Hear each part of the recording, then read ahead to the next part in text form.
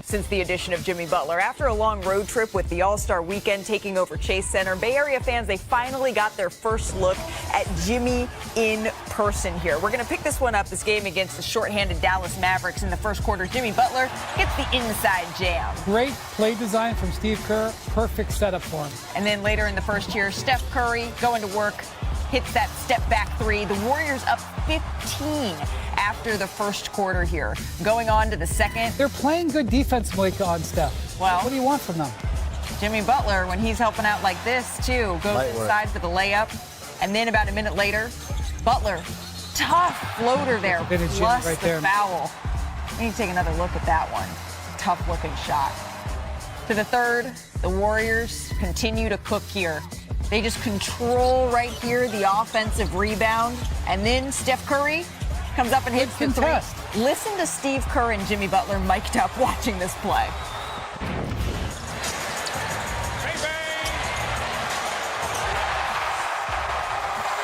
That's kind of fun watching that, isn't it? I don't want this right? Heck yeah, it's fun to watch that. And then less than a minute later, still the third quarter here, Steph Curry, look who he's picked up by, P.J. Washington. Not a bad defender. And good defense. Curry, he hits the step-back three. What are you supposed to do? Steph does the night-night celebration. Here's what Curry said about doing so this early in the game. So whatever the question is just a moment that I had with somebody on the other side. Longer story. Let's talk about that longer story, shall we? Curry is referencing this. On two separate occasions this year, Washington has hit the night-night in wins against Golden State. On December 15th, another on February 12th. So then when Curry hits the three over Washington last night, you knew that was coming. He returns the favor a little bit here, right? Curry finished with 30 points. Golden State gets the win, 126-102. The ball is moving. Jimmy's making his presence felt. Draymond, orchestrating the offense. Defensively, we're playing well, so just got to keep building. And it's been a good look so far. The game feels easier right now for us. Jimmy just, the game makes sense when he's out there. He gets to the line. He makes simple plays. He keeps the game in under control for us, and so you can feel the difference for sure.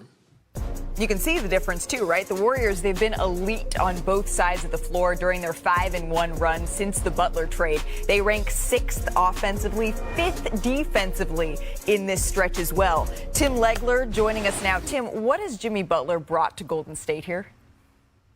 Well, look, we've talked about a lot of the things, and everybody keeps echoing the same things. Obviously, the toughness, the edge, the two-way player, 20 points a game is nice. But for me, I think it's his passing and his ability to understand where to go to occupy open spaces. His IQ is off the charts. We didn't really talk that much about it when Jimmy Butler came to Golden State because we knew they needed his offense. They needed his ability to isolate, get to the foul line. That helps their defense. It helps Steph Curry rest when he's taking, a minute of real time to go shoot those 2 free throws. All of those things matter. But I'm so impressed with his ability to fit in the confines of the continuity of their offense, because that was what you didn't know. How's that going to work out exactly? Well, Jimmy Butler just knows how to play basketball, and that's what Steve Kerr was alluding to. Simple plays that fit, and he keeps the flow moving. You don't have to disrupt anything for Jimmy Butler to be productive. That's been, I think, the biggest breath of fresh air in this acquisition, and there's no doubt they run out of the tunnel different. They feel better about themselves. They feel like they now have enough to compete against whoever's in front of them, and I'm not sure they did prior to Jimmy arriving there. Look, this isn't, to me, a honeymoon. This just feels different. You talk about practice, right?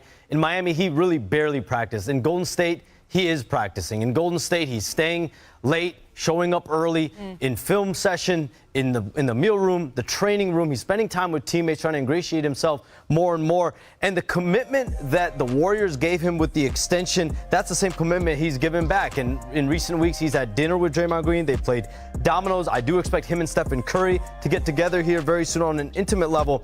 And what we're seeing here is a repeat of history. You think about players like Brandon Podziemski, Moses Moody, both playing a lot better since Jimmy Butler has been there. And this is the most important stat to me. Yeah. Before Jimmy Butler got there, the Warriors were minus 90 when Stephen Curry was off the floor. With Jimmy Butler's arrival in the last few weeks, the Warriors are plus 30. That alone makes this trade a massive win for the Warriors. It's always been the Golden State Warriors sort of issue is how do they contend with the non-Steph minutes? How do they stay afloat in those minutes that he's off the floor? And with Jimmy, they've looked pretty good so far. I think the definition of not being a honeymoon stage is this lasts for a while and they get their goal of being a top 6 seed. How sustainable is that, Brian? Well, though, they've got the second easiest schedule coming in the West. Right. So when you look at that, you also look at it, they're 2 games out of being in 6, which is their goal. Right. What I found interesting is what Draymond said. I know some people smiled at it when Draymond said this team can win the championship. I'm going to pay attention to that a little bit. While I'm not certainly saying that, the reason I think he feels that way, number one, he likes the direction of the team. Number two, he's looking at the teams in front and saying, this is really unclear how this is going to fall. You know, you look at the East, the Cavs have been 1 for the whole season. The Celtics have number 2 locked down. The Knicks are pretty solidly in 3. You got a pretty good idea who's going to be 4 or 5. After the Thunder in 1, I don't know what's going to happen in the West. Right. And Draymond feeling that and seeing the opportunities here, I'm going to take that into account as I watch how this unfolds. Well, and as we just showed in the standings here, they won. The Clippers lost. Of course, they were without Norm Powell, without Kawhi Leonard here. But a game and a half essentially separates 6 through 9 here in the Western Conference. It's the Clippers, it's the Timberwolves, it's the Mavericks, it's the Warriors. Who of those 4 teams is healthy right now? Just Golden State. And so you have to take that into account a little bit. But as the Warriors set their sights here on climbing into the top 6, let's just shoot up the standings a little bit. The top of the West, SGA and the Thunder in Minnesota last night. And this was a battle here, Brian. OKC led by as many as 19 before the Wolves had that 30-9 run to end the first year. This shouldn't have been a game. The Thunder had way bigger advantage in this game with the Wolves missing 3 starters. And then Jalen Williams launches from the logo, splashes in the 3. Wild first half ends with the Thunder now down 2 again after leading by as many as 19. So to the third we go. Now the Thunder down by 7 here. Alex Caruso misses the 3. But watch again. Wide open Shai Gilgeous-Alexander gets that one to go. Thunder down 4 now, Brian. Yeah, this is where I think the Thunder felt a little bit of pressure and responded. This is the question we have to this team. Can they respond if they face some pressure? They scored 42 in the third. They're up 7 after 3. So now we're in the fourth quarter here. Close game. But right here with that Chet 3, the Thunder take a 114-112 lead. Later, same score here. Caruso takes it away from Jaden McDaniels. The Thunder in transition. SGA pulls up for 3, nails it. This is vintage Thunder basketball. They're always looking for steals and always getting out in transition. Shai finishes. Well, Shai, he had the aura, right? 37 points, 8 assists, 8 boards, 3 steals. Thunder win. Here's SGA with our George Sedano. Yeah, we're still figuring it out. Just kind of scary. We have some moving parts, some new lineups, but it doesn't matter. We come out here and compete together, and everything else just falls where it is. And tonight we did something, we got a W. Your coach's birthday's today. What'd you guys do for him? The rookie sang, and then I'm going to go in the back and give him a noogie and pour some water on his head. That's what everyone wants for their 40th birthday, just a little noogie there. That's what Mark Daigneault, he turned 40 yesterday. But the Wolves, they made this a game. They'll have another shot tonight on the road in Oklahoma City, a little home and home. Tim, though, can anyone challenge this team, OKC, in the West right now?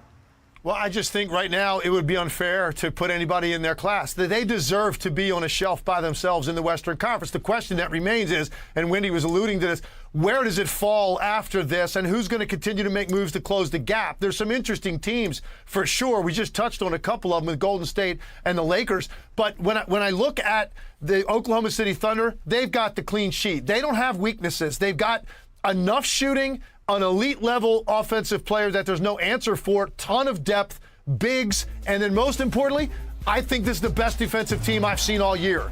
And Minnesota was able to put up a number against them. It still wasn't enough. So for me, Oklahoma City right now is by themselves. Let's see who could try to chase them down. Can I just make a quick comment about this game? Thunder were great, finished strong. Ant Edwards, who is playing again, missing some guys. Yeah. He got his 14th technical in this game. And I understand that Ant is an emotional player. We don't want to trap that down. But 14 techs, 16 techs is a suspension. He's got to be very careful going forward here. This team, with where they are in the standings, and they've had some losses because they've had injuries, they can't afford him getting suspended. Absolutely. And we were all over Luka Doncic earlier in his career when he was dancing around with these types of situations. He's been suspended for techs. Ant has got to hold himself to a standard to control his emotions. And in this game, he could have gotten the tech earlier. The referee actually gave him some rope.